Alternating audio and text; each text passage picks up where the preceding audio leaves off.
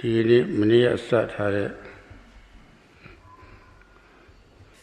Today, Siaraji will speak about what he started to speak about yesterday.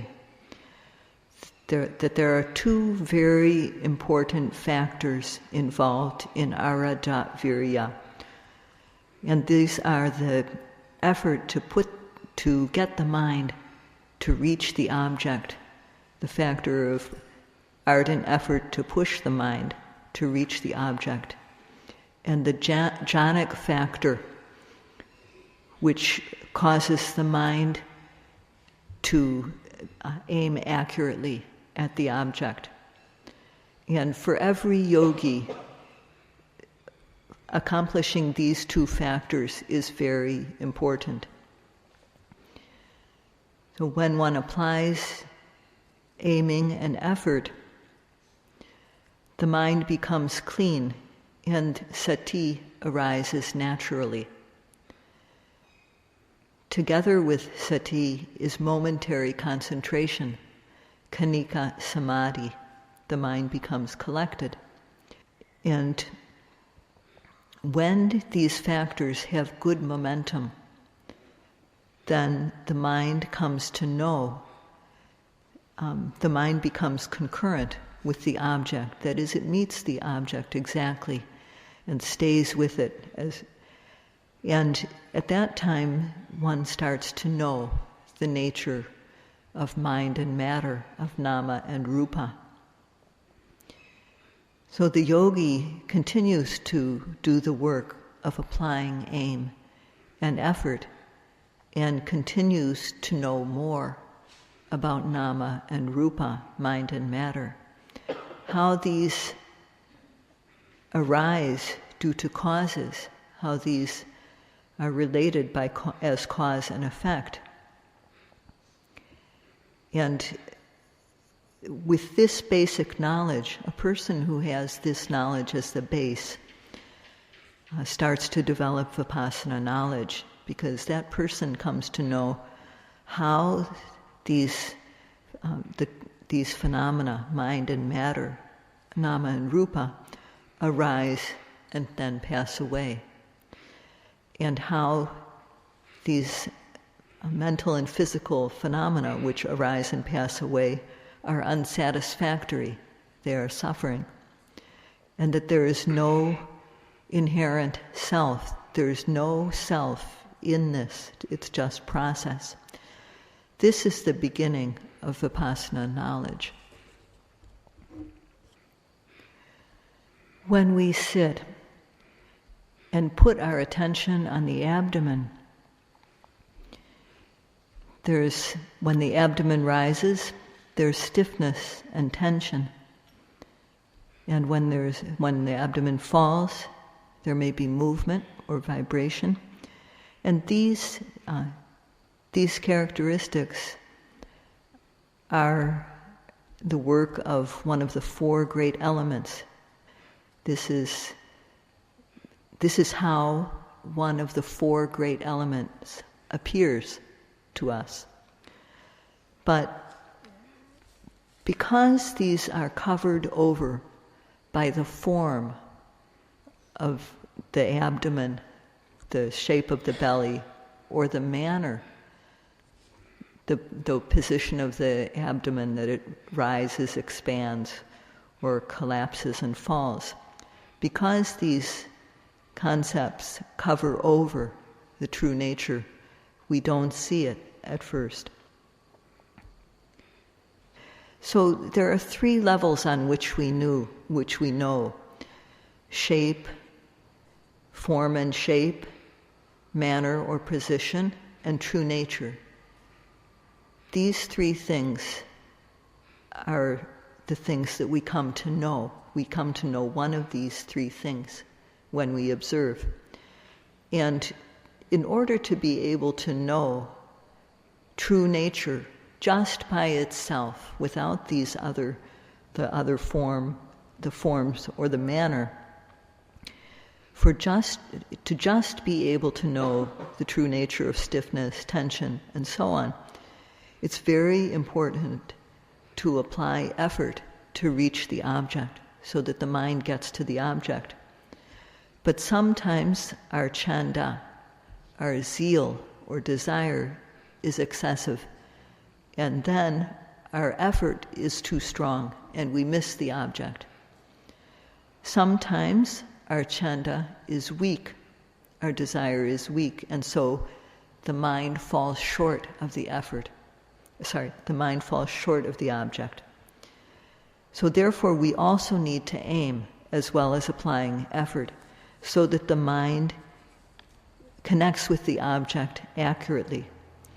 And Sayadaw mentioned yesterday about how we practice when we throw darts at a bullseye. And Sayadaw mentioned today about how he used to play marbles when he was a child. And in playing marbles, one tries to knock the other person's marble out of the ring by shooting one's own marble. And you have to apply energy in order to propel your marble, to shoot the marble. And you also need aim. And when you can hit the marble that you're aiming at accurately, a child will feel very satisfied and happy and feel really good. In the same way, when we apply effort to observe the object that arises, and we aim so that the mind connects with the object exactly, then we also feel very good.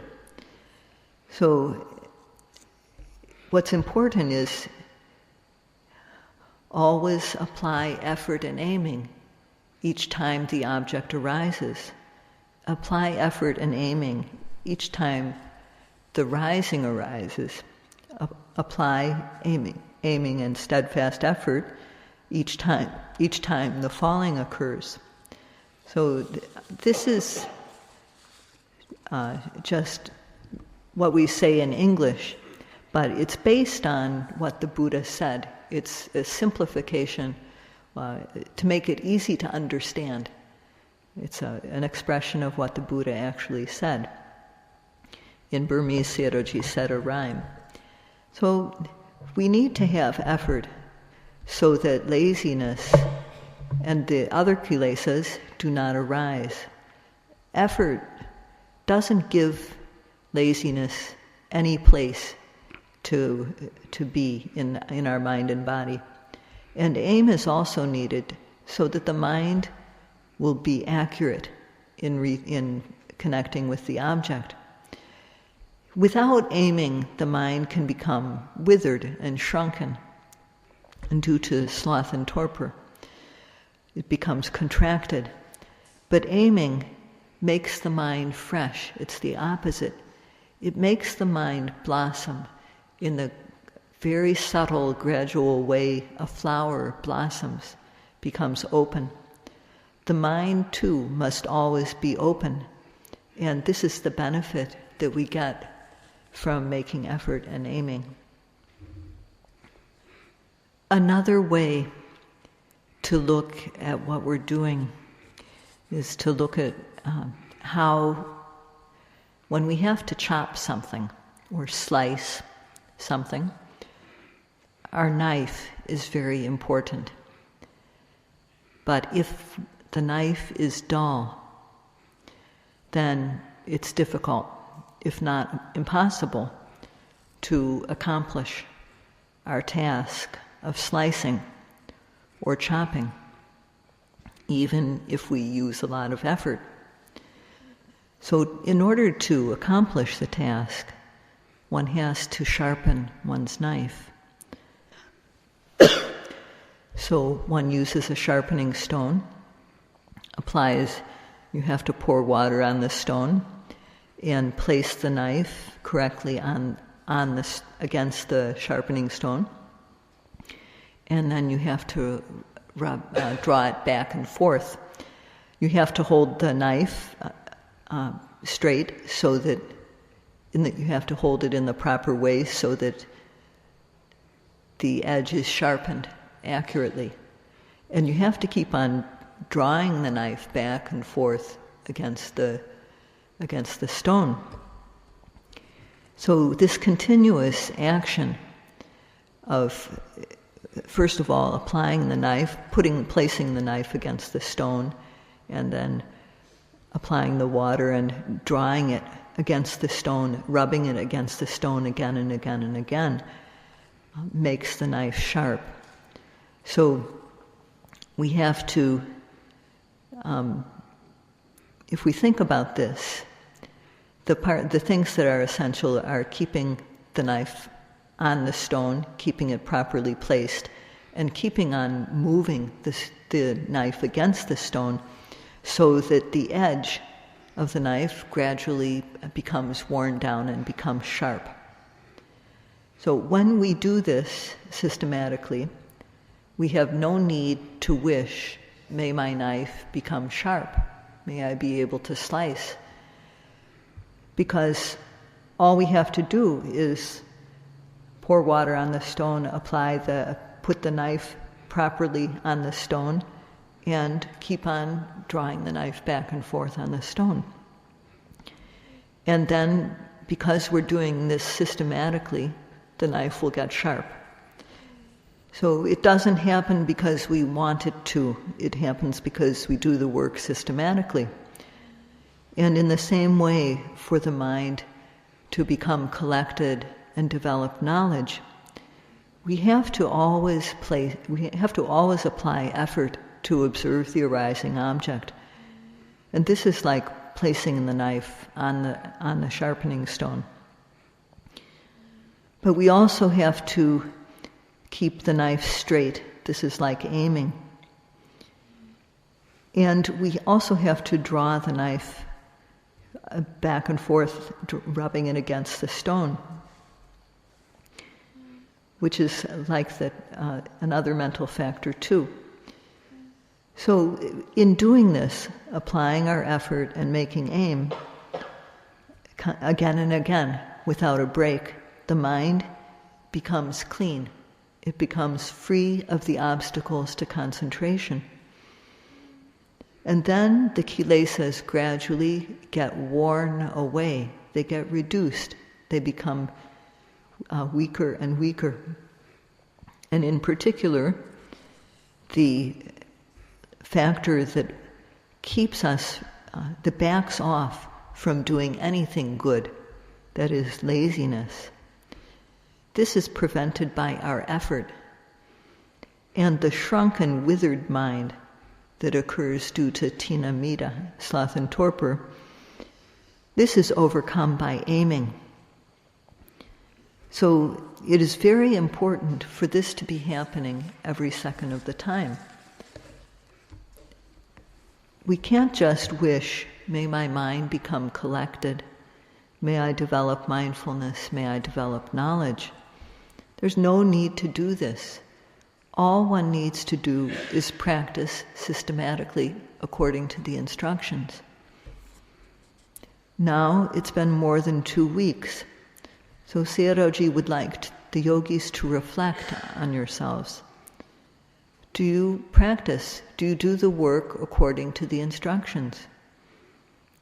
If you don't, then it means that you're not listening to what is being said. So in that case, or if you're listening but not applying the instructions, in that case one is very far away from developing knowledge, because one won't even be able to develop a clean mind. So please think about the example of how to sharpen a knife, and think about the factors that are involved that Sayadaw has mentioned in doing the practice, and examine yourself to see how it compares. And examining yourself, use your time here so that it is valuable. This is very important. To be able to apply effort and aiming like this, it is very important to have, to be encouraged to have it's called Osaha Janana in Pali.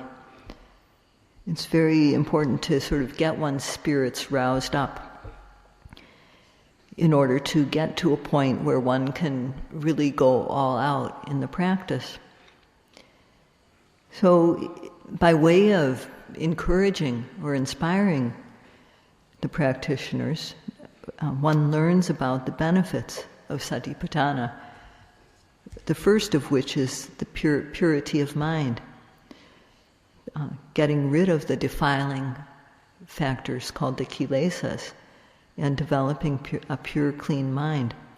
This is no small benefit, because if one just lets one's mind go, then what will happen is greed, lobha, and dosa, anger, and every single waking moment there will be moha, not knowing wrongly. So if in that case, the only time one will have relief is when one is asleep. The mind will just be defiled all the time. But now, because we are always applying vigilant effort to guard the mind whenever the object arises, by noting and knowing, the mind becomes clean. Not noting, not knowing, kilesas come in. So without making effort so that we note and know each moment, kilesas enter the mind, and the mind becomes unclean. But now, because of making effort to observe the arising object each time, aiming so that the mind meets the object accurately, no laziness can enter the mind. Laziness, as well as the other kilesas, are kept out. And if we have one moment of making effort and aiming each second, in 1 minute there are 60 seconds, so in 1 minute there will be 60 moments where the mind is clean. In 5 minutes, there will be 300 times that the mind is clean. And in 1 hour, 3,600 times. So, when you think about one moment of aiming and effort, one moment is not very much in itself. But when one moment is connected with the next, and connected with the next, one moment of aiming and effort after another, these develop amazing energy. And one can think about how strong a rope is, although it's made up of many small fibers. And one can also think about how strong a piece of cloth can be, woven together tightly of many strands. So this work is the work of making the mind pure. It's a high-level work to make the mind clean. And this is only the first benefit that is gained. So knowing the benefits of the practice, one comes to have faith in these. It's not like just blindly believing in something. It's very important to have knowledge together with faith. So when one knows the benefits and has faith that these benefits are possible, then one will want to get the benefits for oneself. This is chanda, or desire. And then one decides, because of this, to come to a center like this. One decides to do the practice. But only if one has full strong desire, will one's effort also be strong. So,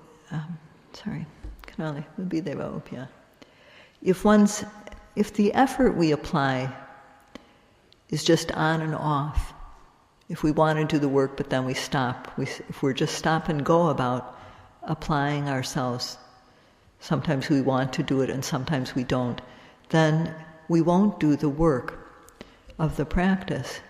So just like sharpening a knife, we have to actually do the work of sharpening the knife in the way that's required in order to get the results and be able to use the knife. Understanding the good things that come from the practice of Satipatthana because of hearing about them or reading, having faith in the practice and desire to get the results, chanda. When one comes to do the work, then one will value this opportunity. And valuing it, one will work respectfully, one will work steadfastly and continuously. So these are qualities that are needed. Starting with the rising and the falling. Because we apply effort and aiming to observe every arising object when it arises, the mind becomes concurrent with the object. Our noting becomes effective because the mind is meeting up exactly with the object, staying with it. And at this time, powers develop, mental powers develop. But if one stops and starts, if one doesn't make one's notings, observation, continuous, then one moment is not connected with another. One moment of aim and effort is not connected with another. And therefore these factors don't become strong because they're not continuous. Sayadaw used the example of a car. And in the car has an engine, and one puts gas in the tank, and there's oil to keep the parts, to keep the engine parts lubricated. And we start the car. So when the car is going, then the parts inside the car, due to the movement of the machine inside the car, the battery, which is what enables us to start the car in the first place, keeps on getting recharged. So if we don't run our car regularly, then what happens is the battery, there's no new charge coming in, and gradually the battery will lose its charge and it will die. And then we won't be able to start the car. The lights won't go on when we turn the key. So we don't want that to happen, and that's why we have to keep our car running so that the battery can be charged all the time. In the world, when we go to work to make a living, at the end of the day, our energy is all used up. But when we do the work of Satipatthana practice, energy isn't used up. It's built. We get energy from doing the practice. And this is a very amazing thing. So this is how we produce energy when we practice. This is the energy, producing the energy of Dhamma. The Dhamma which bears the one who practices according to the Dhamma. So with application of effort and aiming, when the quality of aiming is accurate enough, occurs enough, then the energy of vichara, which keeps the mind in contact with the object from beginning to end, develops. These are the energies that we develop in the practice. So if we keep our battery charged, our car battery charged, then it's easy for us to start the car and to keep it running and to turn on the lights and so on. So thinking about this, if we compared this example of the need to keep the car battery in good condition, then we'll understand that it's very important for us to work steadfastly without taking rest, without starting and stopping, to work continuously and to work respectfully. So if in 1 week of practice nothing special has happened, well, sometimes that happens, but if in 2 weeks, if in 1 or 2 weeks, especially if in 2 weeks nothing special has happened, then it means that the application of effort to observe the object every second of the time is weak. Or else, if the effort is there, the aiming, the factor of aiming is not present. So this is what is shown by a lack of development of the practice within 2 weeks. If one corrects this, then in a few days one will see a difference. So otherwise, there won't be any difference in one's practice, no matter how long one practices. One can't just go about carelessly. One can't take it lightly. With faith in the benefits that come from the practice and a strong desire to get the benefits, only then, with faith and desire to get the benefits, strong desire, will one apply the necessary effort, art and effort to observe the object. And applying that, this effort will become good. One also has to apply aim. If one applies aiming and effort time and again, what will happen is that when one puts one's mind on the abdomen to observe the rising, one will contact stiffness. There won't be any shape of the abdomen left, there'll just be stiffness, or tension, or tightness. When one observes the falling, putting the mind on the abdomen to observe the falling, one will contact displacement, movement, vibration. And when the mind connects with the true nature of phenomena, it's as though it's rubbing against it. It's staying with the object from all the way from the beginning to the end. So when the mind contacts the object in this way, as though rubbing against it, becoming concurrent with the object, then one becomes definite about the object. So at this point, there's no need to guess about what the object is. And one's effort and aiming at this point are effective. And when that happens, one's work will also be effective. So continuing in this way, with effective aiming and effort, joy, piti, arises, and tranquility, passaddhi, and sukha, happiness and peace. So, to the extent that one applies aiming and effort effectively, these factors will arise. And then if one